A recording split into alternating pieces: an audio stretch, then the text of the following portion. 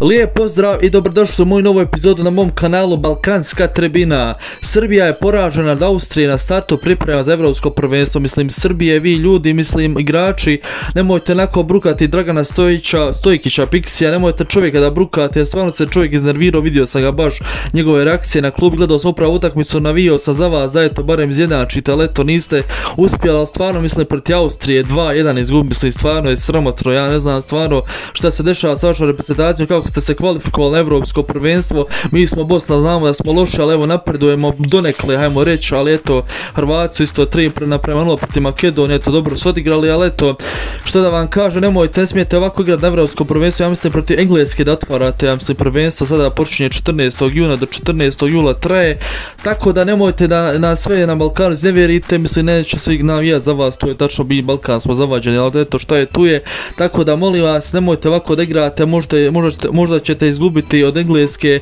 5-6-0, ali mi smo eto dobro prošli 3-0, Bosna i Hercegovina izgubila, ali eto možda gore od nas prođete, ali eto ne znam što da vam kažem, nima što tak portali o tome kažu sve. Nogometna reprezentacija Srbije poražena i prijateljskoj utakmici protiv Austrije u Beču rezultatom 2-1 u sklopu priprema za evropsko prvenstvo u Njemačkoj, čime je nastavila sa slabim rezultatima u posljednje vrijeme. Vrlo loše otvaranje utakmice je koštalo za branike Dragana Stojkovića poraza, Austrija povela već u 10. minuti preko Vimera, a samo 3 minute kasnije Bauguranter je povisio se na 2-0. U 35. minuti Pavlović je smanjio na 2-1, ali Srbija do kraja nije mogla izbjeći poraz. Naredni meč Srbija će odigrati 8. juna u Štokholmu protiv Švedske na oproštaju Zlatana Ibrahimovića.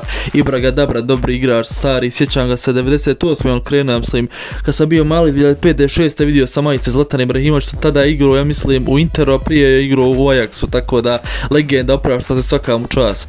Inače, evropsko prvenstvo će biti održano od 14. juna do 14. jula, kako sam pogodio, brate moja. Srbija će igrati u grupi C protiv Engleske, Slovenije i Danske, smotru najbolji evropski selekcija otvaraju 16. juna duelom protiv Engleske. Znači 16. juna igraju. Večeras je odigrao nešto nekoliko prijateljskih utakmica. Portugal je na svom terenu dobio Finsku 4-2. Strijelci su domaći bili su Diaz, Diego Jota i 2 puta Bruno Fernandes, igrač Manchester Uniteda. Dok su Finci u nastavku sa 2 gola Pukija ublažili poraz. Mislim, onaj Puki što je nama dao 2-3 gola. Mislim, stvarno je igračna, ja ne znam kako taj Puki funkcioniše, ali stvarno vidimo da je igračna, da je dobar igrač, to je jednostavno to. U duelu Irske i Mađarske domaći su slavili sa 2-1, Idah je pogodio za prednost domaću u 36. minuti, a poravnao je Lang samo 4 minute kasnije u sudijskoj nadoknadi u 92. minuti.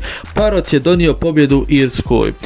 Evo su bile prijateljske utakmice, juče su odigrani prvi dio, ovo je sada drugi dio ovih utakmica prijateljski, sada pred evropsko prvenstvo koje ide za jedno koliko 10 dana, jeste 10 dana tačno, tako da odo da pravim ovaj video, ja se nadam da neće biti previše hejta od naroda iz Srbije, mislim, ja vam ne želim ništa zlo i svima vam želimo na Balkanu dobro, barem pojedini koji nisu nacionalisti, naravno, koji vole svoje susjede, komšije, kako god. Ja nikoga ne mrzim, samo kritikujem one fašiste i nacionaliste ako krene u neki nešto po zlu da radi, tako da ja to sve radim, ali eto, neću više da brbljam, znam komentarima, malo vas nerviram mojim ovim izjavama, tako da kao nisam profesionalan, ovo, a to je ti si profesionalan, malo da šuknem, šalim se, ali eto, šta da vam kažem, to je bilo to, like, share i subscribe, mi se čujemo u narednim epizodama, a Srbija ovo morate bolje na evropsko prvenstvo, nemojte da se obrukate, mi se to nismo kvalifikovali odavno, ali eto, vi jeste na svjetsko prvenstvo i evropsko prvenstvo, ovo zadnji puta, ovo i ne znam šta da vam kažem, morate bolje da odigrate, inače nećete se dobro provesti na evropsko prvenstvo, tako da to bilo to i do gledanja, čao!